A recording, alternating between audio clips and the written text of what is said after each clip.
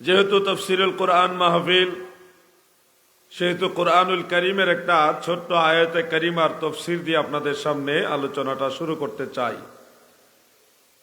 এই আলোচনাটা আমি মাঝে মধ্যেই করি, আপনাদেরকেও শোনাই, যেহেতু অনেক দিন পরে আপনাদের এলাকায় এসেছি। পবিত্র কোরআনের 30 পারায় সূরা দোহার মধ্যে ছোট্ট একটা আয়াত আপনারা অনেকে মুখস্থ জানেন, ওয়াওয়াজাদাকা দাল্লান ফাহাদা। এই ছোট্ট একটা আয়াত থেকে আপনারা বুঝতে পারবেন হক এবং বাতিল দুইটার মধ্যে যে পার্থক্য আছে। পার্থক্যটা বোঝার জন্য আগে প্রথম অনুবাদ আমরা দেখব। আল্লাহ তাআলা বলেছেন, ওয়াওয়াজাদাকা দাল্লান ফাহাদা। আল্লাহ তাআলা বলেন, নবী গো,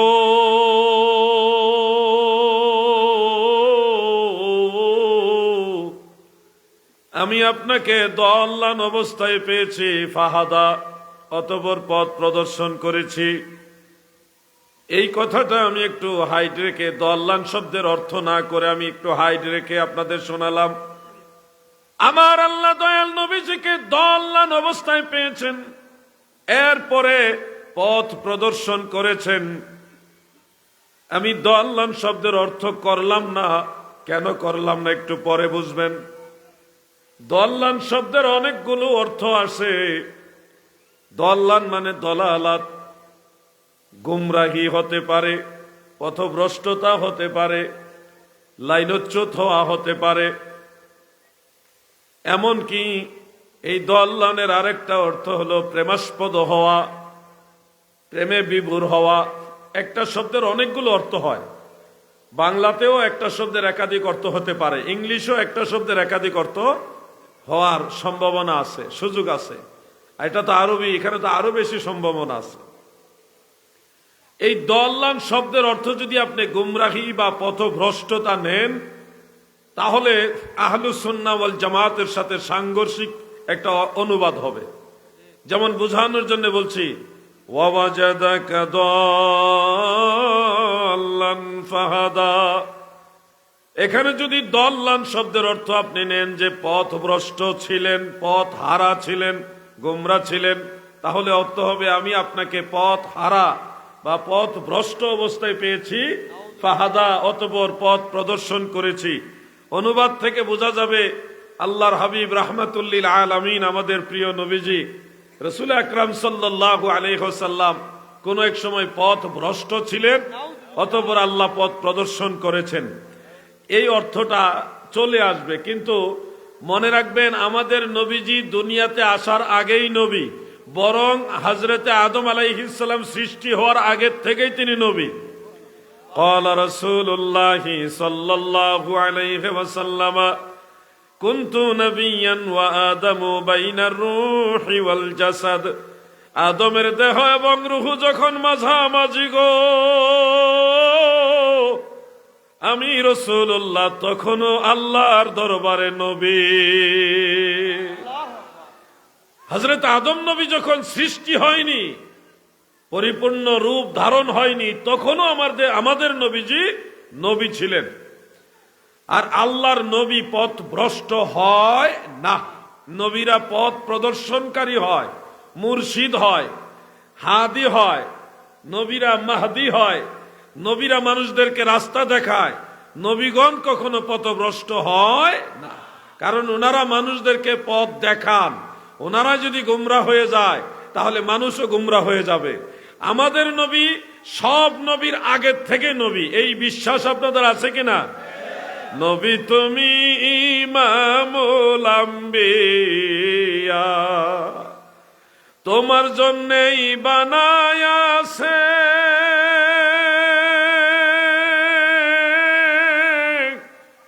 আমার আল্লাহ এই সারাটা দুনিয়া গো নবী। নবী তুমি ইমামুল আম্বিয়া। আমার যুবক ভাইয়েরা গো, মনোযোগ দিয়ে কথাগুলো শুনবেন। আল্লাহর নবী যারা, তারা কখনো গুমরা হয় না, পথভ্রষ্ট হয় না।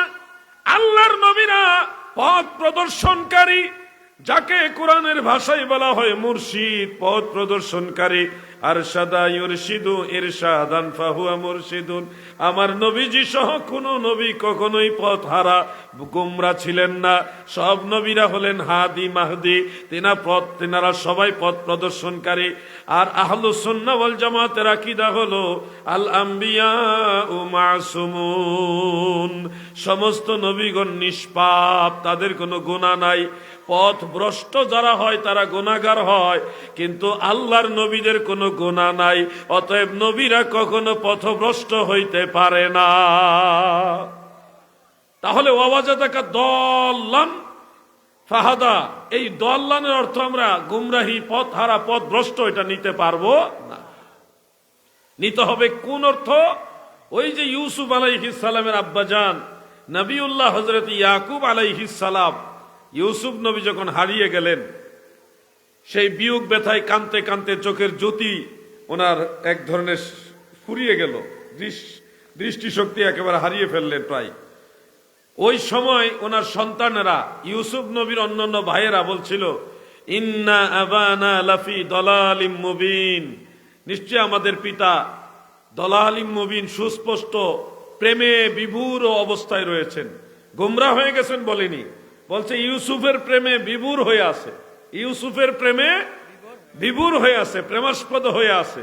কোরআন থেকে এই অর্থটা যদি আপনি ওয়াজাদাকা দল্লানের জায়গায় সেট করে দেন, তাহলে যথোপযুক্ত অর্থ হয়ে যাবে।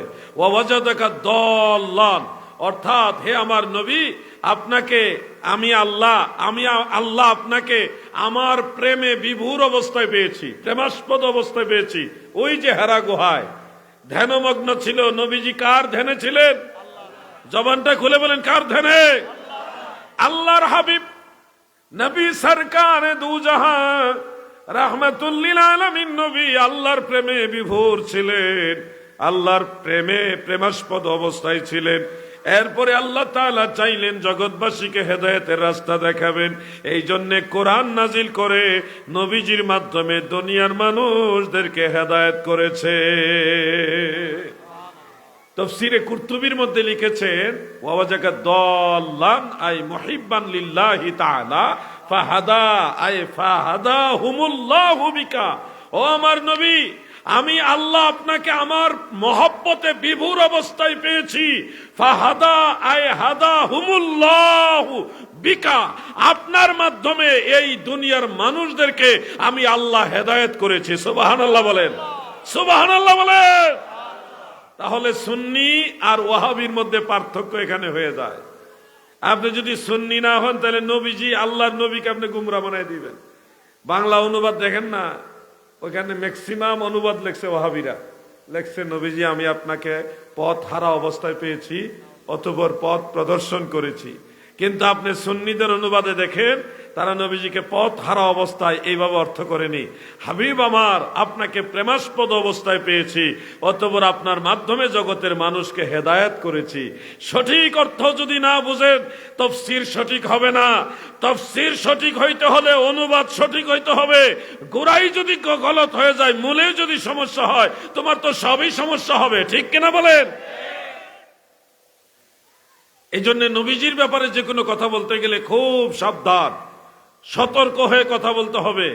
কেননা আমার নবী নিজেই আমাদের ঈমান, নবীজি আমাদের ঈমান। আমরা আল্লাহ দেখিনি, আল্লাহকে বিশ্বাস করি। কেন? ইউমিনুনা বিল গায়ব, অদৃশ্যের প্রতি বিশ্বাস করি। আল্লাহকে আমরা দেখিনি। আল্লাহ তাআলা আমাদের পঞ্চ ইন্দ্রিয়ের বহির্ভূত। আমরা পাঁচটা ইন্দ্রিয় দিয়ে আল্লাহকে ধরতে পারি না, আল্লাহকে চর্মচক্ষু দ্বারা দেখতে পারি না, ত্বক দিয়ে আল্লাহর অনুভব করতে পারি না, জিহ্বা দিয়ে আল্লাহর স্বাদ নিতে পারি না, নাসিকা দিয়ে আল্লাহ তাআলার ঘ্রাণ নিতে পারি না। পঞ্চ ইন্দ্রিয়ের বহির্ভূত হলো আল্লাহ, এটাকে বলা হয় গায়ব। ইউমিনুনা বিল গায়ব, সেই না দেখা আল্লাহকে বিশ্বাস করেছি, না ধরতে পারা সে আল্লাহকে বিশ্বাস করেছি। কার কথায়? তিনি রাহমাতুল লিল আলামিন, আমাদের নবী। ঠিক কিনা বলে? এই জন্য নবী আমাদের ঈমান, ঈমানের মূল নবী মুহাম্মাদুর রাসূল সাল্লাল্লাহু আলাইহি ওয়াসাল্লাম। আমার পীর কেবলা জান হুজুর ছন্দ গাইতেন, ঈমান মুহাব্বত আমার নবী মুস্তাফার গো খাকে গলি মদিনার শতত বিছানা মোর বালাখানা হইল মোর গলি মদিনার গো ইমান মুহাব্বত আমার নবী মুস্তফার গো আল্লাহুম্মা সাল্লি মাশাআল্লাহ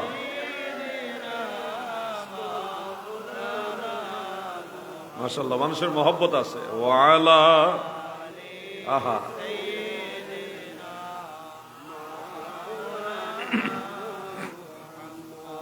আমি যে একটু আগে একটা ছন্দ গাইলাম গাহরে মুসলিম গণ নবী গুণ গাও রে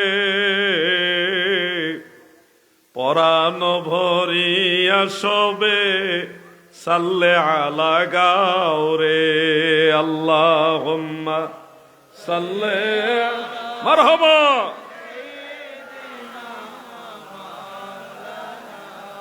মুহাম্মদ ওয়ালা আলি পড়ো পড়ো ছোট ভাইরা পড়ো তোমরা পড়ো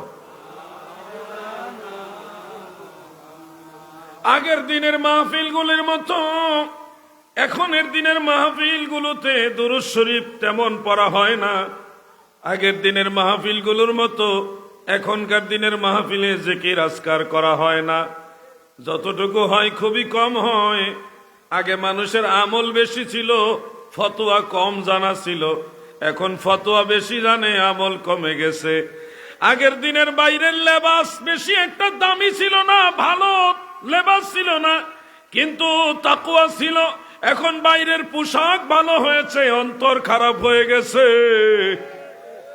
কেমন যেন দুনিয়াটা পরিবর্তন হয়ে গেছে মানুষ এখন পর্দার আড়ালে একরকম সমাজে আরেক রকম ঘরের ভিতরে একরকম ঘরের বাইরে আরেক রকম আমরা যখন ফেসবুকে ঢুকি আমাদের মতো বুজুর্গ আর কেউ থাকে না কিন্তু আমরা যখন নিজের ব্যবসা বাণিজ্য করি কাউকে ঠকাইতে দ্বিধাবোধ করি না একরকম বিশ্বাস বাইরে আরেক রকম বিশ্বাস ঘরে এই যে তাকওয়ার তারতম্য হয়ে গেছে এটাই হলো ফিতনা এই ফিতনা থেকে যদি বাঁচতে চান আল্লাহর ওলি কামেল মুর্শিদ যারা তাদের সোহবতে বসতে হবে বেশি বেশি নবীর দুরূদ পড়তে হবে আল্লাহর নামের জিকির করতে হবে প্রয়োজনে যারা ওয়াজ করলে ফিতনা হয় তাদের থেকে দূরে থাকবেন তারপরও ইবাদত থেকে গাফেল হওয়া যাবে না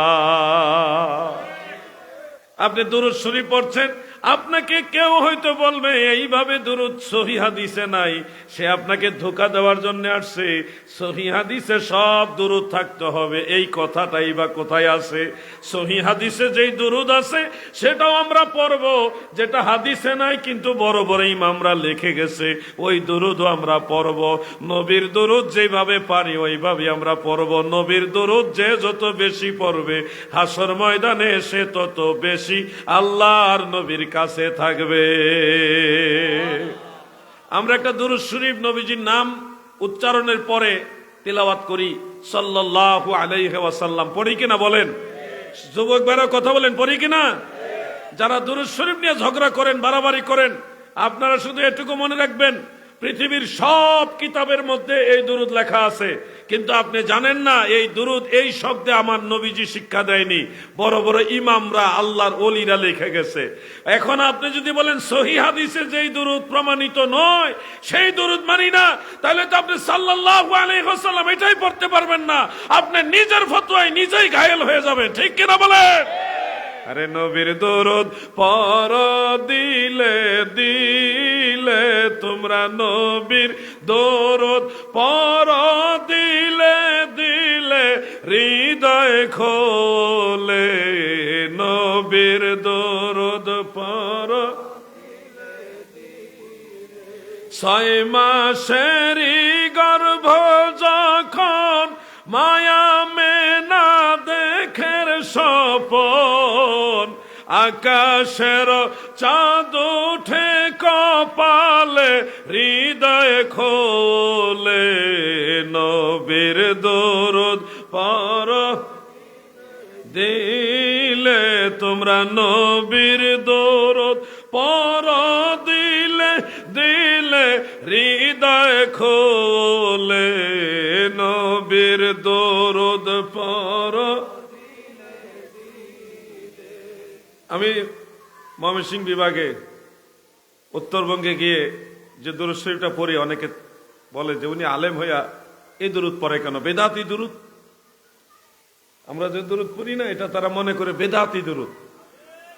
আমি নাসাই শরীফ থেকে হাদিস শরীফের আলোকে, নাসাই শরীফের 1296 নম্বর হাদিস, সাহাবাই কারাম প্রশ্ন করলেন, কাইফা নুসাল্লি আলাইকা ইয়া রাসূলুল্লাহ, নবী গো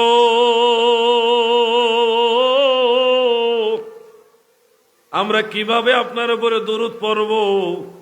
দয়াল নবীজি বললেন, তোমরা দুরূদ পড়ো এইভাবে, আল্লাহুম্মা সাল্লি আলা মুহাম্মদ ওয়া আলা আলি মুহাম্মদ।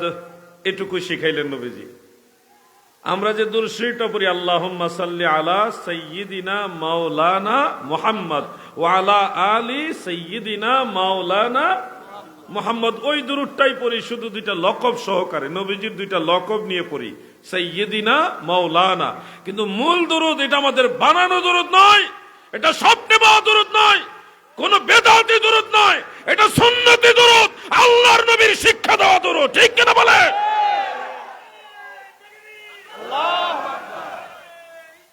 ইয়া রাসূলুল্লাহ। কিছু ভাইয়ের আছে লেখাপড়া নাই, কথায় কথায় বলে বেদাত বেদাত শিরিক। এই বিদাত বিদাত করতে করতে মানুষের জিকিরও কমে গেছে, দুরূদও কমে গেছে, দোয়া মুনাজাত কমে গেছে, এমনকি শবে বরাতের নামাজ কমে গেছে, শবে মেরাজের নামাজ কমে গেছে।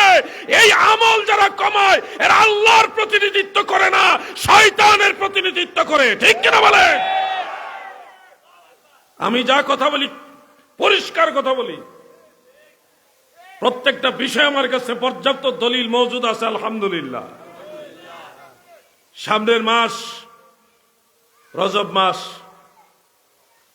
নাকি? রজব মাসে নবীজি মেরাজে গেছেন না?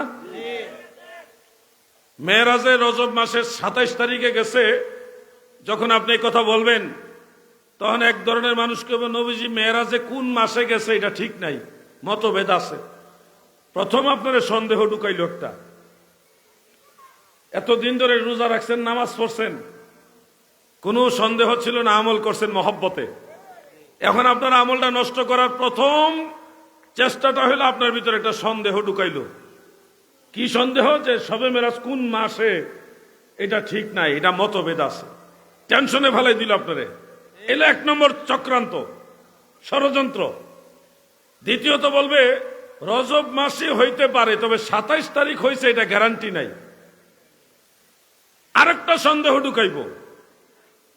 মনে রাখবেন এই কথাগুলো, এগুলি মানুষের আমল নষ্ট করার ষড়যন্ত্র। পরিষ্কার ভাষায় বলে যাচ্ছি, ইমাম আব্দুল বাকি জুরকানি রহমাতুল্লাহ আলাইহি শরহে মাওয়াহিবের মধ্যে পরিষ্কার লিখেছেন, আরব আজমের সর্ববিখ্যাত একজন মুহাদ্দিস আল্লামা আব্দুল হাই লখনবী রহমাতুল্লাহ আলাইহি আসারুল মারফুআ বিআখবারিল মাওদুআ, সেই কিতাবের মধ্যে লিখেছেন, রাসূল আকরাম সাল্লাল্লাহু আলাইহি ওয়াসাল্লাম, আমার দয়াল নবী মেরাজে গিয়েছেন, ইন্নাল ইসরা ফি লাইলাতিন 27 মিন রজব ওয়া হুয়া আল আকওয়া। নবীজি রজব মাসের 27 তারিখে ইসরা এবং মেরাজ গিয়েছেন। এই মতটাই হলো শক্তিশালী মত, এটা অধিক বিশুদ্ধ মত, এটাকে ইমামরা গ্রহণ করেছেন। ওয়া আলাইহি আমালুন নাস ওয়া আলাইহি আমালুল মুসলিমিন, এর উপরে 1400 বছর মুসলমানরা আমল করেছে। অতএব এর বিরুদ্ধে যারা ফতোয়া দিবে এরা ফিতনাবাজ।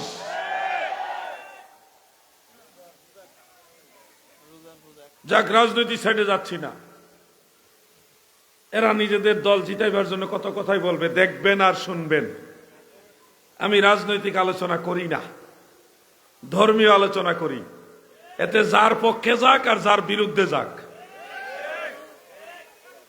ঠিক আছে না ভাই? আমার দাদু, আমরা আগের থেকে নামাজ পড়ছি শবে মেরাজের, এখনো পড়তেছি। আল্লাহ যতদিন বাঁচাইব ততদিন পড়বো ইনশাআল্লাহ। শবে মেরাজে রোজা রাখবেন, এটার জন্য আলাদা ফজিলত আছে।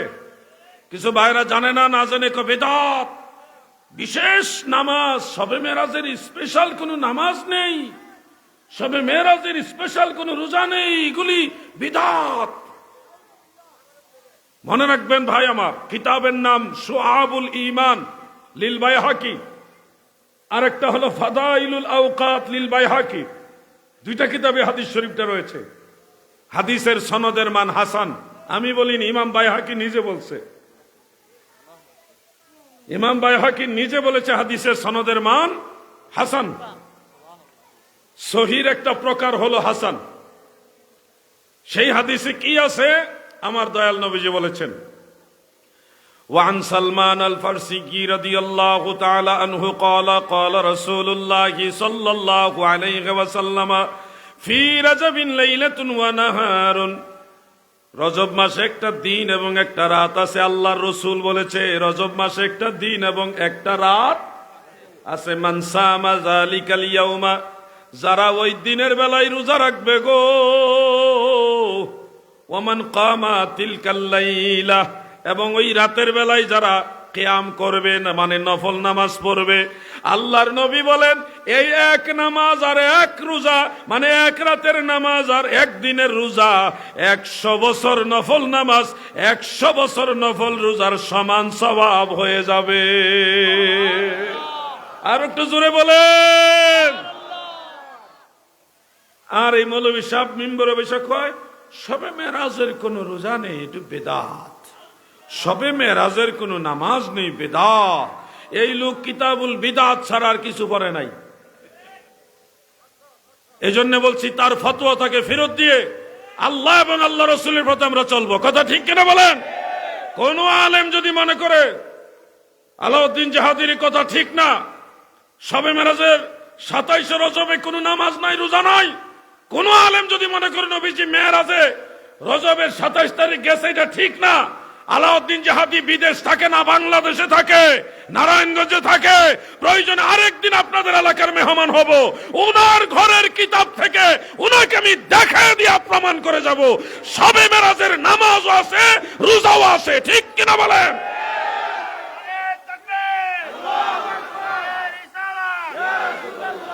নামাজ রোজা বন্ধ করে দেওয়ার ঠিকাদারি নিছে। আপনারা আমল করবেন, আমল করবেন কিনা বলেন? আমল করবেন ইনশাআল্লাহ। কত আমল আছে, আমল নাই? কতগুলি দাড়ি রাখছে, সুন্নতি দাড়ি, মাশাআল্লাহ সুন্দর দাড়ি রাখছে, টুপি একটা দিছে, রুমাল একটা দিয়ে ঘুরতাছে, টুটু কইরা জুব্বা পইরা, আর খালি কইটা বেদাত হিটা বেদাত। আরে ভাই, সুন্নতের উপর আমল করতেছেন, কত সুন্দর লাগে আপনারে, কিন্তু মানুষের আমল নষ্ট করেন কেন? আপনি একটা জিনিস না জানলে জাইনা নিবেন। একটা আমলের কথা বলি আপনাদের, বলবো?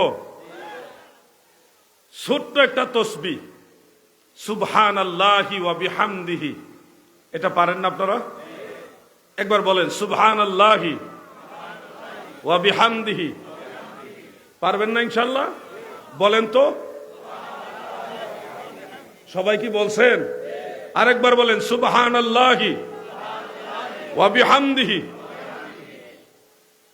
অনেক বেশি কঠিন নাকি এটা? মাত্র দুইটা শব্দ, দুইটা শব্দ। তসবিহ দানা হাতে নিয়ে 100 বার পড়বেন। সহিহ ইবনে হিব্বানের মধ্যে উল্লেখ, দয়াল নবী রাসূল আকরাম সাল্লাল্লাহু আলাইহি ওয়াসাল্লাম বলেন 100 বার যদি এই তসবিহটা কেউ ইয়াকিন করে এক জায়গায় বসে পড়ে, তার গুনাহ খাতা যদি সাগরের ফেনার সমানও হয়, এই সমস্ত গুনাহ 100 বার তসবিহ পড়ার সাথে সাথে আল্লাহ মাফ করে দিবে। বলেন তো তসবিহটা কি? মাশাআল্লাহ, সুবহানাল্লাহি ওয়া বিহামদিহি। মা বোনদের শিখাই দিবেন, এই ওয়াহাবি মোল্লাদের ওয়াজ না শুনে ঘরে বসে তসবিহ পড়েন, কাজে লাগবো। যা কমে ক্লিয়ার কথা, আল্লাহর জিকির করেন, তসবিহ পড়েন, কাজে লাগবো। এর ওয়াজ শুনতে গেলেই আপনার একটা ফেস লাগাই দিব, 10টা ভালো কথা কইব, মাঝখানে একটা বেজাল লাগাই দিব। ভাই আমার, বন্ধুরা আমার, ওয়াজ বেশি করব না, আমারে তারা ডর হয় কেন জানেন? আমি যে ওই গুমুর ফাঁস করে দেই। তো আর মাহফিল কমিটিও তারা চিন্তাধারা করে দাওয়াত দেয়, আর আপনারাও যারা আসেন রসুল পাক সাল্লাল্লাহু আলাইহি ওয়াসাল্লামের মহব্বতে আসেন। আল্লাহ তাআলা আমাদের সবাইকে কবুল করুক, বলে না আমিন।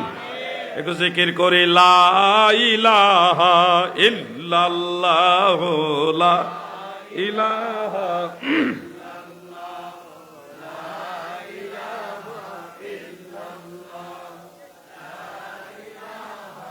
ইল্লাল্লাহ, লা ইলাহা ইল্লাল্লাহু লা ইলাহা, মাশাআল্লাহ মাশাআল্লাহ, লা ইলাহা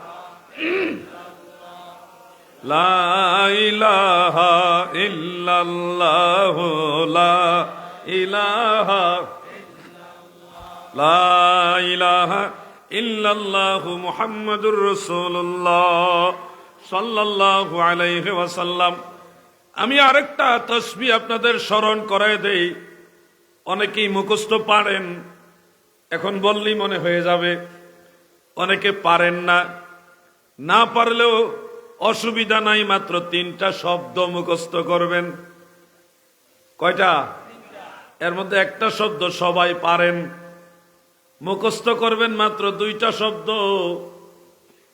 ও দাদু আমার সাথে সবাই বলুন, আল্লাহুম্মা আজিরনি মিনান নার। কঠিন। আল্লাহুম্মা আজিরনি মিনান নার। কয়বার হয়েছে? কয়বার পড়ছি? 2বার না 3বার পড়লাম? 2বার পড়ছি না? 2বার। আরো 5বার পড়ি, পড়েন। আল্লাহুম্মা আজিরনি মিনান নার, আল্লাহুম্মা আজিরনি মিনান নার, আল্লাহুম্মা আজিরনি মিনান নার, আল্লাহুম্মা আজিরনি মিনান নার, আল্লাহুম্মা আজিরনি মিনান নার। কষ্ট দিয়া আপনাদের পড়াইলাম কেন জানেননি? দয়াল নবী রাসূল পাক সাল্লাল্লাহু আলাইহি ওয়াসাল্লাম বলেছেন, এই তাসবিহটা যারা 7 বার পড়ে, কয়বার? আপনারা পড়ছেন কয়বার? দয়াল নবীজি বলেছে, এই তাসবিহ যারা 7 বার পড়বে, সে যদি ওই দিন মারা যায়, যেমন এখন পড়ছেন, আগামী একদিনের ভিতরে যদি আপনি মারা যান, আল্লাহর নবী বলেছে আপনার আমল নামায় যত গুনাহ থাকুক, মারা যাওয়ার সাথে সাথে সব গুনাহ আল্লাহ মাফ করবে এবং জান্নাতের দরজা আপনার জন্য খোলা রাখবে। সুবহানাল্লাহ। ফজর রক্ত এবং মাগরিব রক্ত 2 টাইমে পড়বেন। আমারে যারা মহব্বত করে, আমাকে যারা ফলো করে, আমি তাদেরকে এই তাসবিহগুলি শিখাই দিই। ফজরের পরে 7 বার, মাগরিবের পরে 7 বার। যদি তেলাওয়াত করেন আপনারই লাভ, আর আপনি যদি বলেন হ্যাঁ মরলে তো মরেই যামুগা, অবহেলা যদি করেন, তাইলে মরা যে কেমন জিনিস সেটা টের পাইয়া মরবেন। মৃত্যু যে কত কঠিন এটা পুরোপুরি টের পাইয়া মরবেন। আর যদি আল্লাহর ভয় নেন, নবীকে ভালোবাসা মৃত্যুর কথাটা স্মরণ রাখেন, তাইলে আজরাইল আইসা যখন দাঁড়াইবে ভয় পাবেন। আজরাইলের ভয়ানক চেহারা, তার আকৃতি, এগুলি দেখলে এমনি ভয় লাগবে, গলা শুকায় যাবে, চোখ উল্টায় যাবে। কিন্তু নবীজিকে ভালোবাসছেন, নবীর মহব্বতে দুরূদ পড়ছেন, ওই কারণে আপনার সামনে তখন মদিনাওয়ালা আইসা দাঁড়াবে। একদিকে আজরাইল আর একদিকে রাহমাতুল লিল আলামিন। নবীজি যখন দাঁড়াবে, আল্লাহর হাবিবের নূরানী চেহারা মোবারক দেখলে আজরাইলের কথা আপনার মনে থাকবে না, নবীজির দিকে তাকায় থাকবেন। ওইদিকে আজরাইল কখন আপনার রূহ নিয়ে যাবে আপনি টেরও পাবেন না। সুবহানাল্লাহ বলেন। ওই জন্য তো আগের দিনের মুরব্বীরা বলতো, আমার মৌতের নিদান কালে থাকিও নবী গো আমার শিয়রে। বলেন না, আমার মৌত নিদান কালে থাকিও নবী গো আমার শিয়রে, দেখিব আপনাকে নয়ন ভরে। বলুন, দেখি ইয়া রাসূলুল্লাহ ইয়া হাবিবাল্লাহ ইয়া রাসূলুল্লাহ আমার দাদু ভাইয়েরা গভীর মনোযোগ, দিলের কান লাগায় কথাগুলো শুনবেন, নিজের জীবনে আমলের সংখ্যা বাড়ান, অবহেলা করেন না গো। হুজুর আমি অনেক বড় গুনাহগার, আল্লাহ তো আমাকে মাফ করবে না। কে বলেছে তোমাকে মাফ করবে না? আমার আল্লাহ প্রতিদিন তোমাকে মাফ করার জন্য ডাকে। নিশির শেষ ভাগে দুনিয়ার মানুষেরা যখন ঘুমিয়ে যায় রে, সেই সময় আমার দয়াল আল্লাহ মাজাজি অর্থে পৃথিবীর নিকটতম আসমানে এসে বান্দা বান্দীদেরকে ডেকে ডেকে বলে, কে আসো গুনাহগার, আমার কাছে ক্ষমা চাও, আমি তোমাদের দরিয়া দরিয়া গুনাহ মাফ করে দিব। ওই সময় আল্লাহর কাছে তওবা করবেন। আল্লাহ বারবার বলেছে, লা তাকনাতু মির রাহমাতিল্লাহ, ও আমার বান্দা বান্দিরা গো, তোমরা আমার রহমত থেকে নৈরাশ হয়ো না, আমি আল্লাহ তোমাদের সব গুনাহ মাফ করব। এই জন্য কাজী নজরুল ইসলাম গান গেয়েছে, ইসলামী সঙ্গীত। গাইবো? আমি মাঝে মধ্যে এটা গাই, আমার খুব ভালো লাগে এটা। গুনাহগার ভয় নাহি আর মাফি নিবার, আজকে মহাদিন এসেছেন সেই মুহাম্মদ মুস্তাফা, ওই রাসূলে করিম। গুনাহগার ভয় নাহি আর মাফি নিবার, আজকে মহাদিন। কাজী নজরুল আপনাকে বলতেছে, ভয় পাইও না, আজকে আমাদের অনেক বড় আনন্দের দিন। আজকে ধুলির ধরায় রাহমাতুল্লিল আলামিন নবী এসেছে। এই নবীর উসিলায় তোমরা সবাই গুনাহ থেকে মুক্ত হইতে পারবা। সুবহানাল্লাহ বলেন। যেমন আরেকটা তসবিহ আপনাদের স্মরণ করাই দেই, আপনারা অনেকে পড়েন, আমলও করেন। যেমন ফজরের নামাজ, আসরের নামাজের পরে আপনারা সবাই পড়েন 33 33 34 100 তসবিহ পড়েন কিনা? আওয়াজ তো ভালো না, নামাজই পড়ি না 100 তসবিহ পড়বো? পড়তে হবে 33 বার সুবহানাল্লাহ, 33 বার আলহামদুলিল্লাহ, 34 বার। এই 100 তসবিহ পড়লে কি হয়? দয়াল নবীজি বলেছেন, এই 100 তসবিহ পড়লে আপনার আমল নামায় যদি দরিয়ার ফেনার সমতুল্য গুনাহ থাকে, 100 তসবিহ পড়ার সাথে সাথে সব গুনাহ আল্লাহ মাফ করে দিবেন। পড়েন, কিন্তু এটার যে এত পাওয়ার, এই তসবির যে এত পাওয়ার, এটা তো জানতাম না। এখন পড়ার সময় মনের ভিতরে একটা মহব্বত, আলাদা একটা আত্মবিশ্বাস পয়দা হবে। আপনার আমল নামায় যদি ওই সমান গুনাহ না থাকে, তাহলে যেই পরিমাণ ফেনা থাকবে, যে গুনাহ সেটি মাফ করে বাকিটি নাই, ফেনার সমান নাই, বাকিটি নেকি আল্লাহ আমল নামে দিয়ে দিব। আল্লাহ যারে দেয় এমনিই দেয়।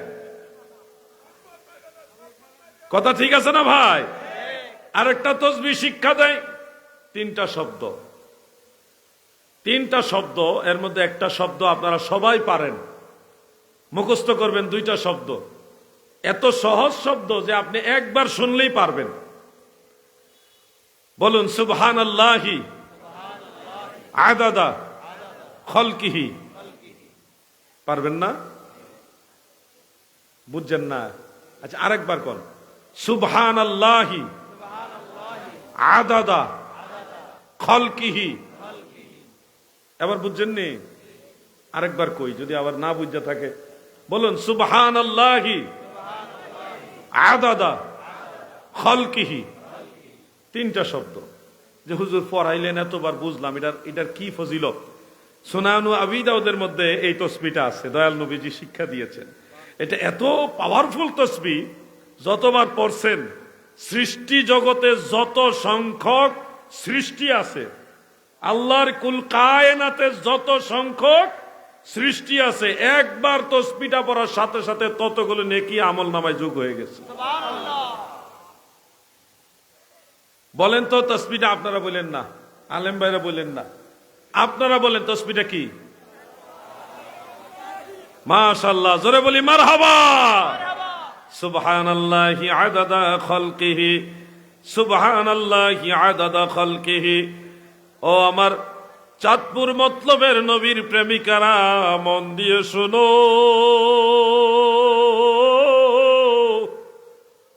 আমলের ব্যাপারে অবহেলা কইরো না। ঈমান লইয়া যদি নিজের জীবনের শেষ নিঃশ্বাসটা অতিক্রান্ত করতে পারেন, ঈমান লইয়া যদি জীবনের শেষ নিঃশ্বাসটা অতিক্রান্ত করতে পারেন, আপনার এই নেকিগুলি আপনার বিশাল মর্যাদা বাড়ায়া দিবে। তবে ঈমানের মামলায় যদি ধরা খেয়ে যান, ঈমানের মামলায় যদি ধরা খেয়ে যান গো, আপনার আর কোনো আমল কাজে আসবে না, সব আমল বরবাদ হয়ে যাবে। নাউজুবিল্লাহ বলেন। এই জন্য ঈমানের বিষয়টা বেশি গুরুত্ব দিতে হবে। আল্লাহর নবীর সাথে যারা বেয়াদবি করবে, আল্লাহর শান ও আজমতে যারা বেয়াদবি করবে, যারা রোজা এবং পূজাকে এক কাতারে মিলাই দিবে, আল্লাহর দেওয়া বিধান যাকাতকে যারা চাঁদার সাথে তুলনা দিবে, এদের ঈমানের 12টা বাজবে। বেঈমান হয়ে মরলে আর আমল কাজে লাগবে না। এবার ওয়াজ পাইছেন? যার বিরুদ্ধে যান, কিচ্ছু করার নাই। আমি কোনো রাজনৈতিক আলোচনা করি না, কিন্তু ঈমানের আলোচনা করলে কোন বেঈমানের গায়ে যদি লাগে, কিচ্ছু করার নাই। ঠিক কিনা বলে? দাদু আমার গলার আওয়াজটা একটু বেশি হইতেছে। আমার ফিতনার যুগে কথা বলতো খুব টেনশন, চিন্তা, জমানাটাই ফিতনা। সমস্যা নাই? দেখছেন পাওয়ার? দেখছেন? নারায়ে তাকবীর। এইটাই ফুলাফেন্দি সবটি সমস্যা আছে। এই তাকবীর দিছে না জোরে। নারায়ে তাকবীর, নারায়ে রিসালাত, আহলে সুন্নাত ওয়াল জামাত, উত্তরাধারা নুরানি হাফিজিয়া মাদ্রাসা। এইবার বোঝা গেছে পাওয়ার আছে। মনোযোগ দিয়ে শুনতে হবে ভাই। ফিতনার যুগ, এমন একটা যুগে আমরা বসবাস করতেছি। আপনি সারাদিন চায়ের দোকানে বসে থাকেন, কেউ আপনার বিরুদ্ধে ফতোয়া দিবে না, কিন্তু আপনি যদি একটু মুনাজাত করেন, তখন আপনার বিরুদ্ধে ফতোয়া দেওয়ার লোক খুঁজে পাওয়া যাবে। বুঝতে পারছেন না বিষয়টা? নামাজ পড়ে মুনাজাত করলে কবে এটা বেদাত, নামাজের পরে মুনাজাত নাই, আল্লাহর নবী নামাজের পরে মুনাজাত করছে না, বেদাত। আপনাদের এদিকে ঝামেলা না থাকলেও শহর অঞ্চলে কিছু কিছু আছে।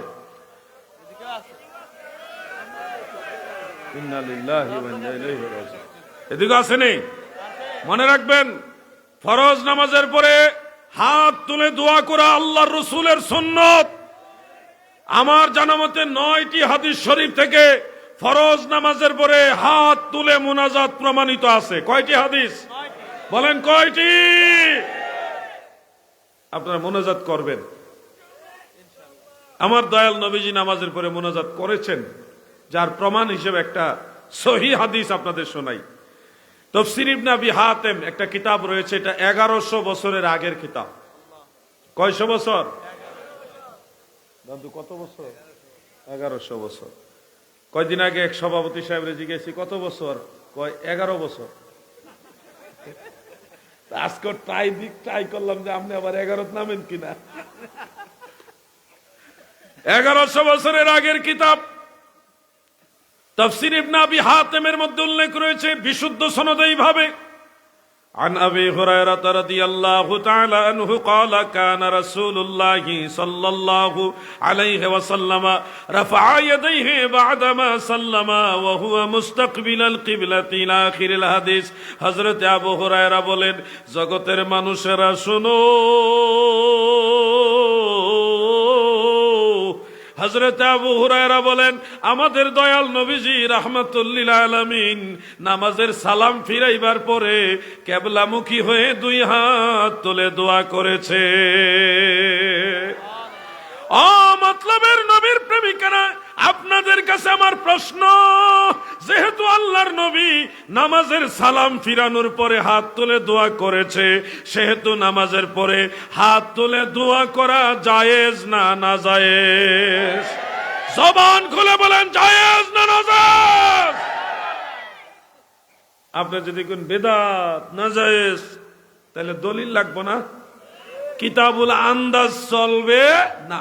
কিতাবুল আন্দাজ হলো অনুমানের দলিল, কিতাবুল আন্দাজ চলবে, কোরআন হাদিসের দলিল দিতে হবে।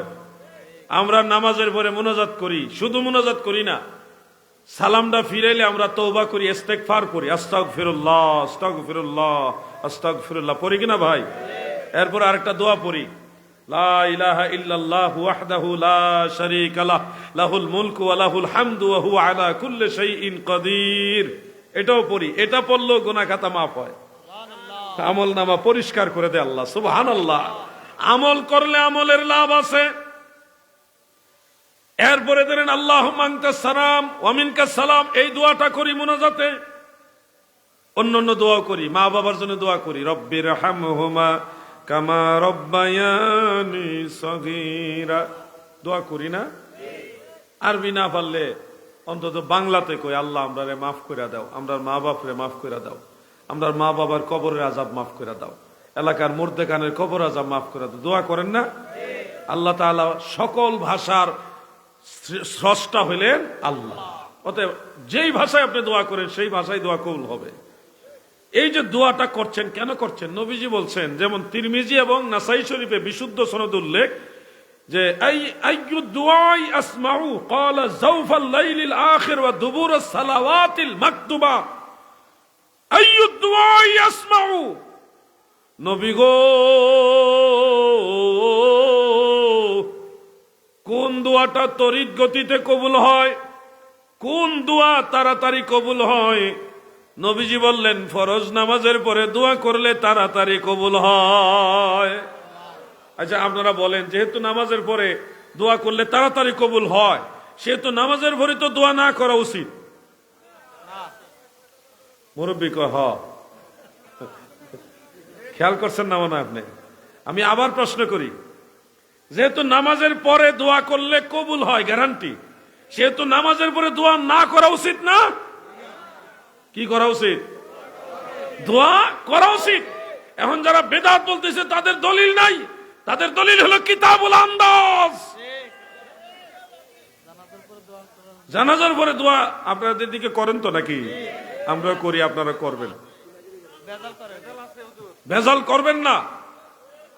এই লাশের খাটে যার জন্য আজকে দোয়া করছেন, ওই জায়গায় একদিন আপনিও শুইবেন। আজকে আরেকজনের জন্য আমরা দোয়া করছি, একদিন আপনি এই খাটে শোয়ার পরে আপনার জন্য দোয়া করব। দোয়া বন্ধ করেন না। মনে রাখবেন, জানাজার পরে দোয়া করা সুন্নত। জানাজার পরে দোয়া করা কি? মুস্তাহাব পর্যায়ের সুন্নত। কেউ না করলে গুনাহ হবে না, কিন্তু করলে সওয়াব হবে। দোয়া করলে কি হবে? সওয়াব হবে, ওই মরা মানুষটার উপকার হবে। বলবেন, হুজুর জানাজার পরে দোয়া করা যে মুস্তাহাব পর্যায়ের সুন্নত, এটার দলিল কি? মতলবের নবীর প্রেমিকারা গো, দিলের কান লাগায় শুনবেন। দিনের নবী, রহমতের নবী, দয়ার নবী, আমাদের মায়ার নবী, রাহমাতুল লিল আলামিন হুজুরে পুরনূর সাল্লাল্লাহু আলাইহি ওয়াসাল্লাম জানাজার নামাজ পড়ে দোয়া করেছেন। এই জন্যে আমরা দোয়া করতে চাই। প্রশ্ন হবে, হুজুর দয়াল নবীজি জানাজার পরে দোয়া করেছেন, এটা কোন হাদিসে আছে বা কোন কিতাবে আছে? দলিল তো অভাব নাই। এখনকার যুগে দলিল যতই দেন, যেই দল করে, হাজার দলিল দিলেও আপনার দলিলের গুরুত্ব দিবে না, তার দলের গুরুত্ব দিবে। কথা ঠিক আছে না ভাই? আমি যতই দলিল দেই, কিতাবও থাকুক, ওনার দলের হুজুররা যেটা কইছে ওইটাই লিয়া প্রয়োজনে মারামারি করব, দলিলের দিকে আসবে না। একটা হাদিস শরীফ বলি, যারা মানবে একটাই মানবে, যারা মানবে না তাদেরকে হাজার দলিল দিলেও মানবে না। কিতাবের নাম সহিহ মুসলিম। বলেন কিতাবের নাম কি? সহি মুসলিম না, সহিহ, সহিহ মুসলিম। বুখারী শরীফের পরের কিতাব এটা, মুসলিম শরীফ। ওই কিতাবের আন্তর্জাতিক হাদিস নাম্বার হলো 2276, 2276। মনে রাখেন, সহজ করে দিলাম। হাদিস নাম্বার কত? এটা আবার আপনার অ্যাপসে মিলাইলে পাইতেন না, আগে কইয়া দিই, ফেস লাগাইয়েন না। আবার অ্যাপসে বহু ধরনের জালিয়াতি আছে, বহুত ঝামেলা, কত কিতাব কত হাদিস যে বাদ করে দেয় অ্যাপসে, এটা আপনারা কল্পনা করতে পারবেন না। সহিহ মুসলিমের মূল আরবি কিতাবের 2276 নম্বর হাদিস, হাদিসের মূল মতনের একটা অংশ আমি আপনাদের পড়ে শোনাচ্ছি। عن عوف بن مالك رضي الله تعالى عنه قال صلى رسول الله صلى الله عليه وسلم على جنازة فحفظت من دعائه وهو يقول اللهم اغفر له وارحمه إلى آخر الحديث। লম্বা একটা দোয়া এখানে। হযরত আউফ ইবনে মালিক বলেন, আল্লাহর নবী রাহমাতুল লিল আলামিন এক ব্যক্তির জানাজার নামাজ আদায় করলেন। ফাহাফিজতু মিন দুআইহি, অতঃপর আমি নবীজির সেই দোয়াটা শুনে মুখস্থ করলাম, হিফজ করলাম। দোয়াটা ছিল লম্বা একটা দোয়া, আল্লাহুম্মা গফির লাহু ওয়ারহামহু, আল্লাহ তাকে তুমি ক্ষমা করো, তাকে রহম করো, তার কবরকে তুমি প্রশস্ত করো, আল্লাহ তাকে তুমি জান্নাতি পানি দিয়ে গোসল করাও। বহুত সুন্দর একটা দোয়া, এত সুন্দর দোয়া নবীজি করেছেন। এই দোয়া শুনে সাহাবী, যিনি রাবি বর্ণনাকারী, উনি বলতেছে, আমি যদি এই মৃত ব্যক্তি হইতাম আর আল্লাহর নবী যদি আমার জন্য এইভাবে দোয়া করত, কতই না ভালো হইতো। সুবহানাল্লাহ বলুন। এই যে দোয়াটা প্রিয় নবীজি করলেন, এটা কি জানাজার ভিতরে না বাহিরে, এই বিষয়ে পরিষ্কার করেছেন হাফেজুল হাদিস ইমাম মহিউদ্দিন নববী রহমাতুল্লাহ আলাইহি। মুসলিম শরীফের সরা আল মিনহাজ, শরহে মুসলিম আপনাদের ঘরে আছে, অথবা অ্যাপসে মোবাইলে কোনো না কোনো মাধ্যমে যদি শামেলার মধ্যেও থাকে দেখে নিবেন। ফাহাফিজতু মিন দুআইহি, এই কথার তশরিহ করেছেন ইমাম নববী। তিনি লিখতেছেন এই দোয়াটা ছিল বা'দাস সালাত, জানাজার নামাজের পরে, জানাজার নামাজের পরে। তাহলে বোঝা যাচ্ছে স্বয়ং রাহমাতুল লিল আলামিন জানাজার নামাজের পরে দোয়া করেছেন। এবার আপনারা আমাকে বলুন, আল্লাহর নবী যদি জানাজার পরে আবার দোয়া করে, তাহলে এই দোয়া জায়েজ না না জায়েজ? জোরে বলেন, জায়েজ না না জায়েজ? পুরাই জায়েজ নাকি? মাশাআল্লাহ, মুরব্বির জজবা আছে। আমরা বলি এটা মুস্তাহাব, সোয়াবের কাজ, দয়াল নবী করছেন। মা ফাআলান নাবিয়্যু সাল্লাল্লাহু আলাইহি ওয়াসাল্লাম মাররাতান ওয়া তারাকাহু মাররাতান ফাহুয়া মুস্তাহাব্বুন। যেই কাজ আল্লাহর নবী এক সময় করেছেন আরেক সময় করেন নাই, ওটাকে বলা হয় মুস্তাহাব। যেহেতু জানাজার পরে প্রিয় নবীজি দোয়া একবার হইলেও করছে, অন্যান্য সময় আরো করছে, আমার কথা হলো ন্যূনতম এটুকু তো জানতে পারলাম প্রিয় নবীজি জানাজার পরে দোয়া করছে, অতএব এটা আর নাজায়েজ হইতে পারে না।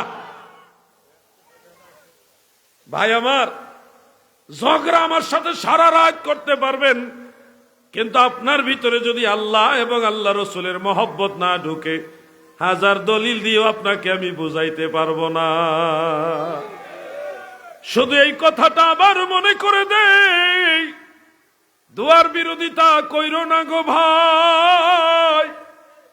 যেই লাশের খাটে আজকে মৃত ব্যক্তি শুয়েছে, এমন একদিন আসবে এই খাটের মধ্যে তুমিও শুয়ে যাইবা। আজকে ওই মানুষের জন্য আমরা দোয়া করি, এমন একদিন সময় আসবে মুসলমানেরা, মুমিনরা তোমার জন্যও দোয়া করবে। তুমি যদি দোয়া বিরোধী হও, তোমার জন্য দোয়া করবে না। যারা দোয়া বিরোধী হয় তাদের জন্য দোয়া হয় না, হয় নাকি ভাই? আপনারা বলুন, আপনাদের দোয়া দরকার আছে কিনা? সবাই বলেন, দোয়া দরকার আছে কিনা? তাহলে দোয়া করবেন। যদি কেউ মনে করে আমার দোয়া দরকার নেই, আপনি দোয়া করেন না, চলে যান, কিন্তু ঝগড়া করেন না। আমরা ঝগড়া চাই না। যাদের সম্ভব হয় আমল করেন, জায়েজ আছে। সম্ভব নাই, সময় নাই, ব্যস্ত, চলে যান, কিন্তু ঝগড়া করেন না। মুসলমানের মাঝে ফেসাদ সৃষ্টি করবেন না। আল্লাহ যেন আমাদের আমল করার তৌফিক দেন, বলেন আমিন। সবাই বলেন আমিন। ইসালে সওয়াব মৃত ব্যক্তির নামে, মৃত ব্যক্তির নামে ইসালে সওয়াব করা, দোয়া হোক, সদকায়ে জারিয়া হোক, খাবার হোক, যে কোনো নেক কাজের মাধ্যমে মৃত ব্যক্তির পক্ষে ইসালে সওয়াব করা, এটা হানাফি, শাফিঈ, হাম্বলি, মালিকি চারো মাযহাবের ইমামদের সবার একমত, এটা জায়েজ আছে। যদি ইসালে সওয়াব কেউ না মানে, সে মুসলমান কিনা সন্দেহ আছে। একেবারে এইভাবে বললাম আমি, কারণ এটা নিয়ে কোনো ইখতিলাফ বড় কোনো মুজতাহিদরা করেনি।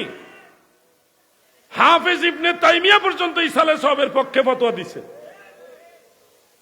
হাফেজ ইবনে তাইমিয়া ইসালে সওয়াবের পক্ষে। আপনি 2 রাকাত নামাজ পড়ছেন, আল্লাহ এই নামাজের সওয়াবটা আমার মা বাবার রুহে পৌঁছায় দেন। এরকম অনেক সময় হয় না? আপনি আল্লাহ তৌফিক দিছে, উমরা করতে গেছেন, আগে নিজের ওয়াজিবটা আদায় করছেন, কইরা যেহেতু গেছেন আরো 2-3টা উমরা করবেন, হঠাৎ মনে ভিতরে জাগ্রত হইল আমার মা তো নাই, মান লাইগে একটা উমরা করি। এমন করে না সন্তানেরা? তখন একটা উমরা আদায় করছে ওই নিয়তে যে আল্লাহ আমার এই উমরাটা আমার মার জন্য আমি আদায় করলাম। তো ওই উমরার সবটা মায়ের আমল নামায় যোগ হয়ে যায়। ধরেন আপনি এই মাদ্রাসাতে আজকে টাকা দিলেন, একজন লোক নিয়ত করছে আল্লাহ গো আমার বাপ নাই, আমার বাবার নামে, আমার বাবার রুহের শান্তির জন্য মাদ্রাসায় আমি 10,000 টাকা দিলাম। এই যে টাকাটা দিছেন আপনি, সওয়াবও পাইবেন আপনি, কিন্তু ওই যে বাবার জন্য নিয়ত করছেন, যেই সওয়াব আপনি পাইবেন ওই সমান সওয়াব আপনার বাবার আমল নামায় যোগ হয়ে যাবে। ইসালে সওয়াব এটাকে বলে। বুখারী, মুসলিম, তিরমিজি, ইবনে মাজাহ, নাসাই, মিশকাত, অসংখ্য হাদিস গ্রন্থে ইসালে সওয়াবের কথা উল্লেখ রয়েছে। আমি আপনাদেরকে একটা আমলের কথা বলে দেই।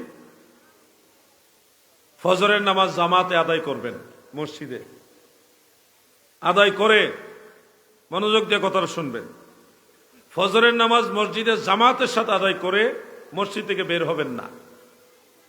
এমনিতে আমাদের দেশে জামাত শেষ হইলে আর বেশিক্ষণ লাগে না সূর্যোদয়ের, সর্বোচ্চ আধা ঘন্টার ভিতরে সূর্যোদয় হয়ে যায়। এই আধা ঘন্টার সময় মসজিদে বসে আপনি জিকির, আজকার, তাসবিহ, তাহলিল করবেন। সূর্য উঠে গেছে যখন নিশ্চিত হবেন, তখন 2 রাকাত নামাজ পড়বেন, ইশরাকের নামাজ। কিসের নামাজ? 2 রাকাত, মাত্র 2 রাকাত নামাজ পড়বেন, ওইরা বের হয়ে যাবেন। এতে কি হবে? আপনার আমল নামায় একটা বড় হজ আর একটা উমরা হজ, 2টা হজের সওয়াব আল্লাহ দান করে দিবে।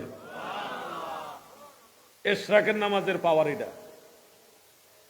আপনি যদি নিয়ত করেন আল্লাহ এই ইশরাকের নামাজের সওয়াবটা আমার মা বাবার রুহে বকশিশ করে দেন, আপনার নিয়তের সাথে সাথে আপনার মা বাবার রুহে সওয়াবটা পৌঁছে যাবে।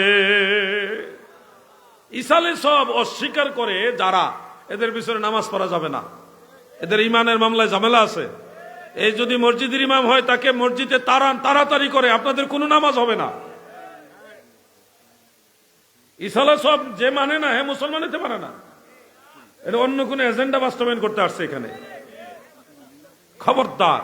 এবার একটা জিনিস ক্লিয়ার করে দেই, আমরা যে 40 দিনে, 4 দিনে, 5 দিনে খাওয়ানোর আয়োজন করি, এটা করতাম ফার্মুনি হুজুর, এই কথাটা তো অনেকের ভিতরে থাইকা যায়। ফিডাফিডিও হয়, ওইসে খাও। শুনুন, জায়েজ না জায়েজ এটা প্রমাণিত হবে কোরআন হাদিস থেকে। যুক্তি দিয়া কোনো জিনিস না জায়েজও হয় না, যুক্তি দিয়া জায়েজও হয় না। জায়েজ না জায়েজ হবে কোরআন হাদিস দিয়া। মনে রাখবেন, আমরা যে মানুষ মারা গেলে তার জন্য 4 দিনে, 5 দিনে বা 40 দিনে অথবা 2-4 দিন আগে পেছে সবাই যেদিন ছুটি পায়, যেদিন সবার সুবিধা হয়, ওই দিনটা ধার্য করে একটা তৌফিক অনুযায়ী একটা খাওয়ানোর আয়োজন করি। এলাকার ময় মুরব্বী যারা 5 ওয়াক্ত নামাজ পড়ে এমন মুসল্লি এবং এলাকার গরিব যারা, বিশেষ করে গরিব যারা, তাদেরকে আমরা দাওয়াত দিই। মাদ্রাসা থাকলে মাদ্রাসার হুজুর এবং ছাত্রদেরকেও দাওয়াত দিই যে আমার মা বাবার নামে একটা ডাইল ভাত আপনারা খাইয়া যাবেন। কি এরকম দেন না আপনারা? এই ধরনের অনুষ্ঠান করা মুস্তাহাব, সোয়াবের কাজ। দলিল কি? 2টা কিতাবের নাম বলি, মনে রাখবেন। প্রথম কিতাবটা যিনি লিখেছেন উনি ইমাম বুখারীর উস্তাদ, ওনার নাম ইমাম আহমদ বিন হাম্বল রহমতুল্লাহ আলাইহি। বেশি জানতো না, 6 লক্ষ থেকে 10 লক্ষ হাদিসের সনদ মুখস্থ জানতো। ইমাম আহমদ বিন হাম্বল ইমাম বুখারীর উস্তাদ। ওনার মাজার হলো ইরাকের রাজধানী বাগদাদ শরীফে। আমি নিজে জিয়ারত করে আসছি। আগামী জানুয়ারি মাসের প্রথম দিকে আবার গাউসে পাকের দরবারে যাব ইনশাআল্লাহ। আপনারা কেউ যাইতে চাইলে এখনো সুযোগ আছে। ইমাম আহমদ বিন হাম্বল রহমাতুল্লাহ আলাইহির সেই কিতাবের নাম হলো কিতাবুজ জুহুদ। কিতাবুজ জুহুদ এক শব্দ হলো আজ-জুহুদ। আজ-জুহুদ পুরাতন নুসখার মধ্যে হাদিসটা আছে, নতুন নুসখা থেকে আবার বাদ করে দিয়েছে। কত বড় সুর, চিন্তা করেন ওয়াহাবীরা। নতুন ছাপার মধ্যে হাদিস নাই, পুরান ছাপার মধ্যে আছে। এখন আরেকটা কিতাব, ওটার নাম হলো হিলিয়াতুল আউলিয়া। হিলিয়াতুল আউলিয়া, এটা প্রায় 1100 বছর আগের কিতাব। ইমাম আবু নুআইম ইসপাহানি রহমাতুল্লাহ আলাইহি। 2টা কিতাবের নাম কইছি। যারা 40 জিয়াফত মানে না তারার ঘরে দেখবেন এই কিতাবই নাই, এই কিতাবই খুঁজে পাইতেন না। আল্লাহ রহমতের 2টা কিতাবই আমার কাছে আছে আলহামদুলিল্লাহ। আরেকটা সহজ একেবারে হাতের নাগালে যেটা পাওয়া যায় সেটা বলে দেই, তাহলে আরো ইজি হবে। আল হাবিলিল ফাতাওয়া, এটা অ্যাভেলেবেল পাওয়া যায়। হাফেজ জালালউদ্দিন সুয়ুতী রহমাতুল্লাহ আলাইহির লেখা আল হাবিলিল ফাতাওয়া, সেই কিতাবের মধ্যে ইমাম জালালউদ্দিন সুয়ুতী এই ব্যাপারে আলাদা একটা রিসালা লিখেছেন। সেই রিসালাটা উল্লেখ করেন, সেখানে একটা বিশুদ্ধ সনদের হাদিস রয়েছে। হাদিসের মূল মতনটা হলো এরকম: ইন্নাল মাউতা ইউফতানুনা ফি কুবুরিহিম সাবআ ফাকানু ইস্তাহিব্বুনা আন ইউতআমা আনহুম তিলকাল আইয়াম। মানুষ যখন মারা যায় গো, মানুষ যখন মারা যায় কবরের মধ্যে প্রথম 7 দিন খুব বেশি ফিতনা হয়। প্রথম 7 দিন কবরের মধ্যে খুব বেশি আযাব হয়, কষ্ট হয়। ফাকানু ইস্তাহিব্বুনা আন ইউতআমা আনহুম তিলকাল আইয়াম। আমার দয়াল নবীর সাহাবীরা এই 7 দিনে মৃত ব্যক্তির পক্ষ থেকে মানুষদেরকে খাবার খাওয়াইতো।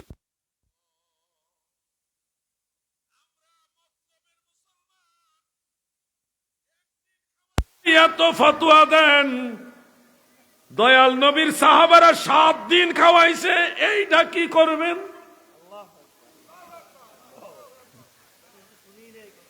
শুনেনি নাই? আল্লাহু আকবার। 3টা কিতাবের নাম কয়ে দিলাম তো, যে কোনো, হ্যাঁ, একাধারে 7 দিন। এখন কিতাবের নাম যে কইলাম 3টা কইছি, 3টার মধ্যে ওই কিতাবুজ জুহুদ আপনারা খুঁজে পাবেন, কষ্ট হইব। কিন্তু আল হাবিলিল ফাতাওয়া যেটা বললাম, আমার ভাই আছে, আরো আলেম ওলামা আছে, ওনারা চাইলেই সংগ্রহ করতে পারবে, অথবা ঘরে আসেও, একটু নাড়াচাড়া দিলে পাওয়া যাবেন মাসালা। ইমাম সুয়ুতী রহমাতুল্লাহ আলাইহি বলছেন না মুস্তাহাব, এই ধরনের জিয়াফত করা কি মুস্তাহাব, সওয়াবের কাজ। হাফেজুল হাদিস 2 লক্ষ হাদিস যিনি মুখস্থ জানতেন, উনি বলতেছেন এটা জায়েজ মুস্তাহাব। সলিমউদ্দিনের ফুলা কলিমউদ্দিন, বাপ দাদার নাম নাই, সানমুল্লার বিয়াই, একই বেদাত, খামোশ। এই একই খরচের টাকা যদি উনারে দিয়া দেয়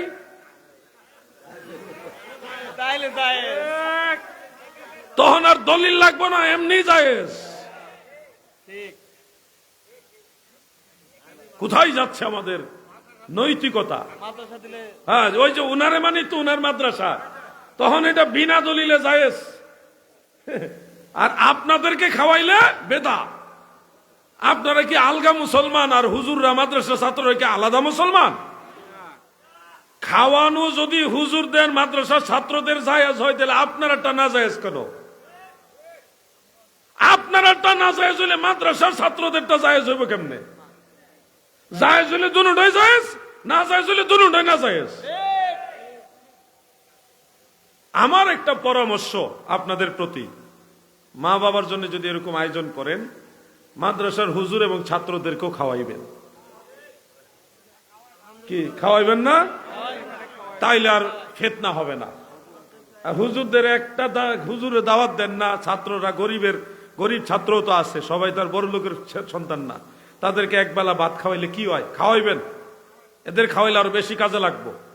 এলাকার গরিব মানুষদেরকে খাওয়াবেন, মাদ্রাসার ছাত্রদেরকে হুজুরদেরকেও খাওয়াবেন, দেখবেন ঝামেলা হবে না। আর খালি মানুষের খাওয়াইলেন, হুজুরের খবরও লইলেন না, তখনই ভেজালটা হুজুরে লাগাইব। কথা বুঝছেন নি? ঝামেলাটা খাওয়াই লেলি ঝামেলা শেষ। আল্লাহ আমাদের বুঝার তৌফিক দেন, আমিন। রাগ করলেন নি কেউ? আবার রাগ করেন না। আরো অনেক দলিল আছে এই ব্যাপারে, আমার লেখা কিতাবই আছে। 40 জিয়াফতের উপর আলাদা আমি একটা কিতাব লিখছি, কারণ আমি দুনিয়াতে কয়দিন বেঁচে থাকবো জানি না। প্রত্যেকটা সাবজেক্টে কিতাব লিখে গেছি, যেন দুনিয়াতে না থাকলেও আপনাদের হাতে দলিলগুলি থাকে। আমি যদি আপনাদের বলি যে একজন সাহাবী মারা গেছে, তার জানাজার নামাজ, দাফন কাফন সব নবীজি নিজে করছে। করার পরে মৃত ব্যক্তির পরিবারের লোক আল্লাহর নবীকে দাওয়াত দিয়ে নিয়ে ওই মৃত ব্যক্তির বাড়িতে আবার খাওয়াইছে।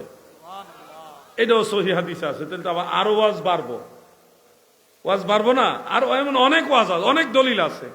কিন্তু আমার কথা হলো, সাহাবাই কেরাম খাওয়াইছে, নবীর সাহাবারা যেদিকে আমরাও সেদিকে, এর দূরই থাক। এরপরে ধরেন কোথাও যদি কোনো মোকাবেলা লাগে, তাহলে দলিল দিয়ে তারা বুয়াই দেব। আল্লাহ আমাদের ঝগড়া বিবাদ থেকে, বিতর্ক থেকে দূরে থাকার তৌফিক দেন, বলে না আমি। তৌফিক না থাকলে বড় আয়োজন করেন না।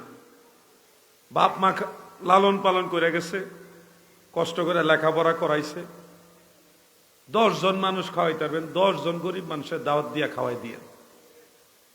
গরু জবাই করে এই খাওয়াই তুই, এমন কোনো কথা নাই। কথা বুঝছেন নি আপনারা? আপনার তৌফিক হলে গরু খাওয়ান, মহিষ খাওয়ান, তৌফিক থাকলে খাওয়ান। কিন্তু তৌফিক নাই, এখন লোক দেখা, সমাজের শরমে আপনারা এখন কালেকশন করে ঋণ কইরা এরকম আয়োজন করার দরকার নাই। যদ্দূর তৌফিক আছে ওদ্দূর করবেন। কথাটা বুঝছেন না আপনারা? এরপরে নামাজ পড়ে দোয়া করবেন, মিলাদ পড়ে দোয়া করবেন, কোরআন পড়ে দোয়া করবেন, ওগুলিও করবেন। আল্লাহ তাআলা আমাদের সবাইকে বেশি বেশি আমল করার তৌফিক দেন, বলেন আমিন।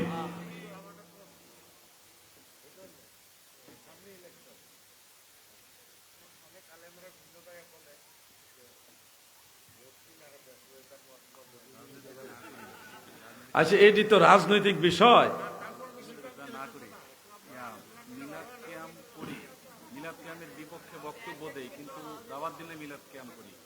আচ্ছা, দুইটা কথা আসছে, আমি এক কথায় দুইটা কথারই উত্তর দিয়ে দিই। ধরেন এটি কোনো মাসালা না, এটি হলো ভেজাল। আমি এগুলি থেকে দূরে থাকি, কারণ হলো এই বিষয়টা আমি বললে আরেকটা মহলের গায়ে লাগবে। তারা ক্ষমতায় যাওয়ার জন্য বহু রকম কথা বলতেছে। এই কথা আবার আপনারা শুনতেছেন। আপনারা যে বুঝেন না তা না, সবাই কিন্তু বুঝেন জান্নাতে দেওয়ার মালিক। আমি যদি কি আপনার বেহেশতের টিকিট দিলাম, তাইলে বুঝতে হবে আমার এখানে কোনো ধান্দা আছে। কথা বুঝছেন না আপনারা? বেহেশতের টিকিট দেওয়ার ক্ষমতা আমাদের কারো। আমরা জান্নাতের পথ দেখাইতে পারবো, এটা আমাদের এবিলিটি আছে। কোরআন হাদিস পইরা আল্লাহর নবী রাসূল আকরাম সাল্লাল্লাহু আলাইহি সাল্লামের মাধ্যমে আমরা জানতে পারছি কোন পথে চললে আপনারা জান্নাতে যাইতে পারবেন, পথ দেখাইতে পারবো। কিন্তু বেহেশতের বা জান্নাতের টিকিট দিতে পারবো না, ওই ক্ষমতা আমাদের হাতে নাই, কারোই নাই। এই দুনিয়াতে কোনো আলেমের হাতে ক্ষমতা নাই। এখন ভাই আমার জমানাটা হইল খারাপ জমানা। যদি আল্লাহ না করুক কোন একটা দলের পক্ষে আপনি কইছেন যে অমুক মার্কায় ভোট দিবেন, এই মার্কার বিরুদ্ধে আরো যত মার্কা আছে সব লাগে যাবে আপনার বিরুদ্ধে। এটা আলগা একটা ভেজাল হইল না? আমরা এই নির্বাচনে তাকেই ভোট দিব যে আল্লাহর ওলিদেরকে সম্মান করে। একটা কথা কয়ে গেলাম, বুঝলে বুঝপাতা, না বুঝলে তেজপাতা। আমারই ভাই বলছে অনেকে মিলাদের বিরুদ্ধে ওয়াজ করে, পিছনে আমারই ভাই বলছে অনেকে মিলাদের বিরুদ্ধে ওয়াজ করে, কিন্তু দাওয়াত দিলে মিলাদ পরে আবার খায়ও হাদিয়াও নেয়। এইটা কি করণ? এখন আপনারা বলেন এটা কি করণ যায়? যেই লোকে মুখের এক কথার কাজে আরেকটা, এটা কি মুমিন না কমিন? আমি আর মুনাফেক বললাম না, কমিন কইলাম আর কি, একটু মুনাফেক একটু সম্মান দিয়ে কইলাম। কথা বুঝছেন? সম্মান দিয়ে বললাম। মিলাদ এটা লম্বা ওয়াজ, হঠাৎ করে 2 মিনিট আর 4 মিনিটে মিলাদ নিয়ে আমি কিছুই বলতে পারবো না। শুধু এটুকু বলবো, বাড়াবাড়ি করেন না। আপনার ভালো লাগে না কিংবা আপনার সময় নেই, আপনি মিলাদ পড়েন না, দূর থাকেন, আপনার মতো আপনি থাকেন। কিন্তু যারা মিলাদ পড়ে, রসুল পাকের মহব্বতে এই আমলটা করে, তাদের বাধা হয়ে দাঁড়ায়েন না, তাইলে সমাজে ফিতনা সৃষ্টি হবে যদি বাধা দেন। মিলাদ কিয়াম এটা আমরা কেউ বানাই নাই। মনে রাখবেন, আমি পাবনা এক মাহফিলে জিজ্ঞাসা করেছিলাম যে সাহাবীরা কি দাঁড়ায়া নবীকে সালাম দিয়েছে? শ্রোতারা কয় না। শ্রোতারা কি কয়? না। তখন আমি বুঝলাম এখানে না রুয়াজ হইছে বেশি। আমি তখন কইলাম হা, সাহাবায়ে কেরাম নবীজিকে দাঁড়িয়ে সালাম দিয়েছে। পুরা ময়দানটা স্তব্ধ হয়ে গেছে। পাবনায়, রাজশাহী বিভাগ তো, আলেম ওলামা বেশ অনেক ছিল, স্তব্ধ হয়ে গেছে। বলে কি, উনি কি বলে? সারা জীবন শুনলাম সাহাবারা কিয়াম করে নাই, উনি বলতেছে সাহাবারা কিয়াম করছে। সবাই স্তব্ধ হয়ে গেছে। এরপর আমি একটা করে হাদিস শরীফ বলা শুরু করলাম। একটা হাদিস আপনাদের না বললে কইবেন যে কি কইছে হে, যে এটা আমরা শুনছি না। আমরা রে কোন তাফসীরে তাবারী শরীফ, পবিত্র কুরআনের তফসির, নির্ভরযোগ্য তফসির হলো 2 প্রকার। একটা হলো তফসির বিল মাসুর, এই তফসির বিল রিওয়ায়াত, আর একটা হলো তফসির বিদ দিরায়া। এই 2 প্রকার তফসির নির্ভরযোগ্য, গ্রহণযোগ্য তফসির। তফসিরে জালালাইন, তফসিরে বাইজাবি, তফসিরে কাশাফ, এগুলি হলো তফসির বিদ দিরায়া। তফসিরে নাসাফি, তফসিরে খাজেন, তফসিরে কবির, এগুলি তফসির বিদ দিরায়া। আর তফসির বিল মাসুর, এই তফসির বিল রিওয়ায়াত হলো তফসিরে তাবারি, তফসির ইবনে আবি হাতেম, তফসির ইবনে কাসির, তফসিরে দুররে মানসুর, এগুলি হলো তফসির বিল রিওয়ায়াত। এগুলির মর্যাদা বড়। তফসির বিল রিওয়ায়াতের 1 নম্বর কিতাব হিসেবে যেটাকে গণ্য করা হয়, ওটার নাম তফসিরে তাবারি। সেই তফসিরে তাবারিতে সূরা আহজাবের 56 নম্বর আয়াতের তফসিরের মধ্যে বিশুদ্ধ সনদে হাদিস উল্লেখ, যেটা তফসিরে রুহুল বায়ানের মধ্যে কোট করেছেন ইসমাইল হাক্কি হানাফি রাহিমাহুল্লাহ। আল্লাহ তাআলা নির্দেশ দিয়েছেন, ইয়া আইয়ুহাল্লাযীনা আমানু সাল্লু আলাইহি ওয়া সাল্লিমু তাসলিমা। ইমানদার বান্দা বান্দিরা গো,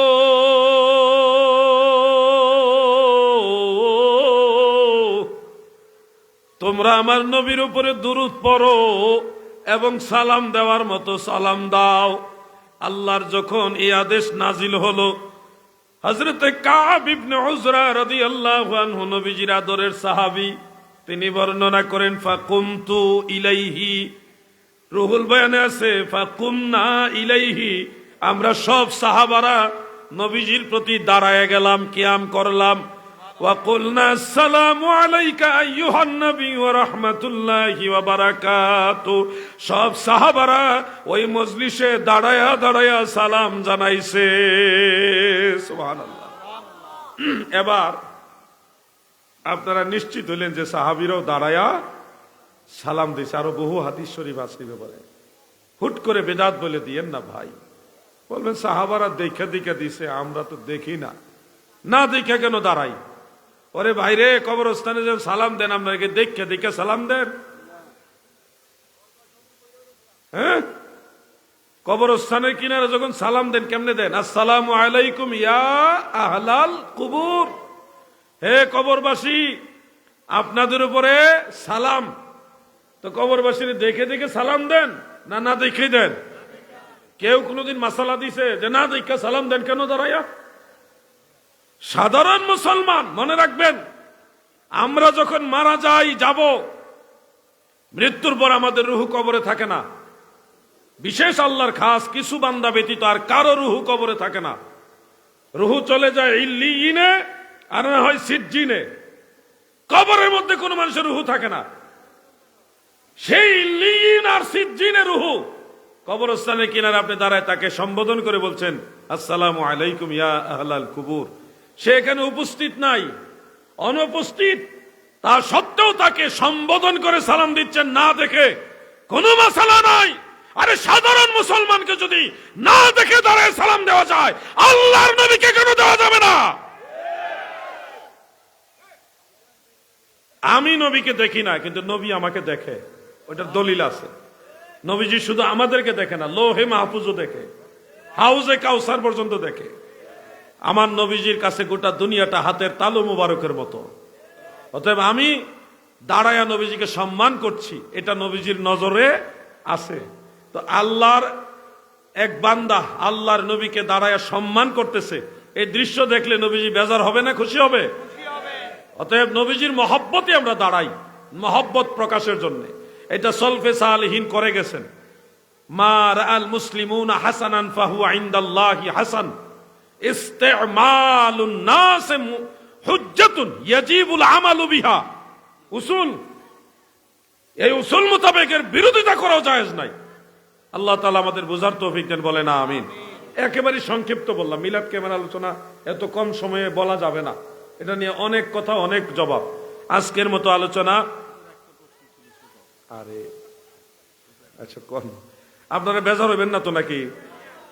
কিছু বলে ফেলেন। পৃথিবীর অনেক জাতি আছে, মুসলিম ছাড়া আরো অনেকগুলা জাতি আছে যারা মুসলমানদের যে ওলিয়া উলিয়ার মাজারে যায় সিজদা করে। এটাতে আমাদের দ্বিমত আছে। আমরা যারা মুসলমান জিয়ারতে যাই, কিন্তু অন্য ধর্মাবলম্বীরা যখন সিজদা করে এটাকে তারা মুসলমানদের উপর ট্যাগ লাগায় মাজার পূজারি বলে। এইটা সম্বন্ধে ধন্যবাদ। আমরা আজমির শরীফে দেখেছি অনেক হিন্দুরা খাজা গরিবে নওয়াজের মাজারের কাছে যায়, জিয়া ভক্তি দেয়। আমরা অনেক মাজারে বাংলাদেশও দেখেছি ভিন্ন ধর্মাবলম্বী যারা, তারা মাজারে গিয়া ভক্তি দেয়, সেজদা দেয় আর কি। এটা অনেকে দলিল হিসেবে কোট করেন। অপ্রিয় হলেও সত্য, আমাদের দেশে কিছু দরবার আছে, কিছু দরবার বলতে কয়েকটা দরবার আছে যে দরবারগুলিতে মাজারে সেজদা দেওয়া জায়েজ মনে করে। নাম বললাম না, ফিতনা হবে। আহলুস সুন্নাহ ওয়াল জামাত পরিষ্কার ভাবে বিশ্বাস করে আল্লাহ তাআলা ব্যতীত আর কাউকে সেজদা দেওয়া যাবে না। সেজদার একমাত্র মালিক আল্লাহ। বলেন কে? আল্লাহ। যুবক ভাইরা বলো কে? প্রত্যেকটা দরবার এবং মাজারের কমিটি যারা আছে তাদের উপরে দায়িত্ব বিধর্মীরাও যেন মাজারে গিয়ে সেজদা না দেয়। বিধর্মীরা যদি যাইতে চায় দেখবে, সেখানে এমন কোন কাজ করতে দেওয়া উচিত নয় যে কাজের দ্বারা মুসলমানরা বিভ্রান্ত হয়। এটা কমিটির উপরে দায়িত্ব। আর আমাদের বক্তব্য স্পষ্ট, মাজারে অথবা আল্লাহ ছাড়া অন্য কাউকে সেজদা দেওয়ার পক্ষে আমরা না। এরপরে যদি কেউ আমাদেরকে মাজার পূজারি বলে, বুঝতে হবে সে নিজে তার দল পূজারি। তার দলকে ঠিক রাখার জন্য মানুষের উপরে মিথ্যা তহমত দেয়। সারা জীবন আমি আমার এই পুরো বয়সে যতদিন মাঠ ময়দানে কথা বলতেছি, মাজার জিয়ারতের পক্ষে কথা বলি, মাজারে সেজদা দেওয়ার বিরুদ্ধে কথা বলি। এরপরও আমারও মানুষ মাজার পূজারি কয় না। এগুলি হলো দল পূজারি। এরা যতই আপনি মাজার জিয়ারতের পক্ষে বলেন, মাজারের সেজদার বিরুদ্ধে বলেন, এরা আপনাকে গালি দিবেই। আমরা এই বেইনসাফি মানুষের মিথ্যা তহমত শিখিনি, যার কারণে আমরা সত্য কথাটা বলি। এরা ওয়াহাবি। এরা কি ওয়াহাবি? এদের মূলেই সমস্যা। এরা চিরকাল আমাদেরকে শত্রু মনে করেছে, করবেই, কারণ তাদের আকীদার সাথে আমাদের আকীদার বেশ কম। মূলে সমস্যা। মাজার আর জিয়ারত সমস্যা না, মূলে সমস্যা। আচ্ছা, আমাদের এই মাহফিলে এসে কেউ যদি বলে আল্লাহ তাআলা মিথ্যা কথা বলতে পারে কিন্তু বলে না, এটা কি আপনারা মানবেন? একটা পেশ আছে এখানে, আল্লাহ মিথ্যা কথা বলতে পারে কিন্তু বলে না। তো বলে না যেহেতু, বললে মিথ্যা কথা বলতে পারে, বলে না, তাহলে তো ঠিকই আছে না? এখানেও ঠিক নাই, এখানেও ঠিক নাই। মিথ্যা কথা বলা জিনিসটা কি ভালো কাজ না খারাপ কাজ?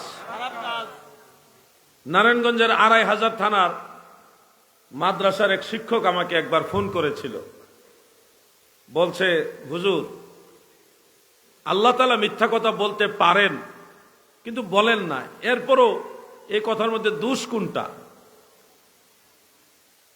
আমি বললাম দোষ হইল বলতে পারেন এই চিন্তা মাথায় রাখা, এইটাই সমস্যা। এই চিন্তা মাথায় রাখা যাবে না, কারণ আল্লাহ তাআলা সকল প্রকার নুকস, সকল প্রকার ত্রুটি থেকে পুত পবিত্র। মিথ্যা বলা এটা আল্লাহর ব্যাপারে মুহাল, অসম্ভব, অসম্ভব। কখনোই মিথ্যা কথা বলেনি, বলেন না, বলতে পারেন না, এটা আল্লাহর ব্যাপারে অসম্ভব। এই জন্যে বলতে পারেন এই কথা আর চলবে না। হুজুর আর একটু ক্লিয়ার করেন। আমি তখন বললাম যে আপনি কোন হুজুরের ছাত্র বলেন? তখন চট্টগ্রামের একজন বড় আলেমের নাম বলছে, বড় এক মাদ্রাসার, আমি নাম বলবো না, উনি গত হয়ে গেছেন, ইন্তেকাল হয়ে গেছে।